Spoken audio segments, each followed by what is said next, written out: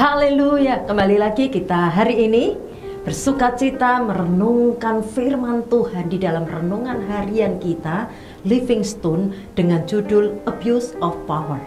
1 Petrus pasal yang kedua ayat yang ke-16. Hiduplah sebagai orang yang merdeka dan bukan seperti mereka yang menyalahgunakan kemerdekaan itu untuk menyelubungi kejahatan-kejahatan mereka, tetapi hiduplah sebagai hamba Allah. Abuse of power adalah tindakan penyalahgunaan wewenang yang dilakukan oleh seseorang yang mempunyai otoritas lebih tinggi untuk kepentingan tertentu, baik untuk kepentingan diri sendiri, orang lain, atau korporasi. Kalau tindakan itu berhubungan dengan keuangan dan berpotensi dapat merugikan keuangan atau perekonomian negara atau organisasi apapun, maka tindakan tersebut dapat dianggap sebagai tindakan korupsi. Tindakan penyalahgunaan wewenang atau sering disebut dengan istilah abuse of power ternyata sudah muncul dari sejak zaman dahulu.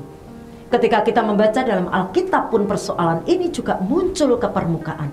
Tindakan istri Potifar adalah salah satu dari penyalahgunaan wewenang tersebut. Dia berbuat seenaknya terhadap seorang hamba dan kebetulan dia adalah seorang istri pejabat negara. Penyalahgunaan wewenang itu marak dalam sepanjang sejarah manusia. Pada bulan Agustus kita masuk dalam perayaan kemerdekaan bangsa Indonesia. Jika kita menelusuri sejarah bangsa tentang kemerdekaan Indonesia, maka akan muncul pula di permukaan tentang tindakan penyalahgunaan wewenang ini. Mandat yang seharusnya diberikan untuk menjaga, melindungi, dan menyejahterakan rakyat, tetapi disalahgunakan untuk menindas karena punya kuasa yang sudah dimandatkan kepada mereka. Sebagai orang Kristen, kita sudah dimerdekakan dari dosa seperti yang tertulis dalam Roma pasal yang ke-6 ayat yang ke-18. Kamu telah dimerdekakan oleh dosa dan menjadi hamba kebenaran. Kita lupa bahwa kita memang benar sudah merdeka, tetapi kita berada di bawah otoritas yang lain, yang lebih tinggi dari otoritas dunia atau manusia lama kita yang adalah budak dosa. Di dalam Yohanes pasal yang ke-8 ayat yang ke-34.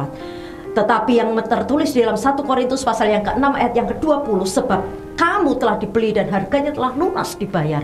Karena itu muliakanlah Allah dengan tubuhmu. Mari isi hidup yang sudah diberikan kepada kita untuk memuliakan Tuhan. Jangan menyalahgunakan kemerdekaan yang diberikannya untuk tetap bebas hidup dalam dosa. Amin. Saya percaya bahwa Bapak Ibu Saudara terberkati dengan perenungan kita hari ini. Silahkan bagikan renungan kita ke lebih banyak lagi orang, supaya mereka juga terberkati seperti Tuhan memberkati Bapak Ibu Saudara melalui perenungan kita hari ini. Tuhan Yesus memberkati.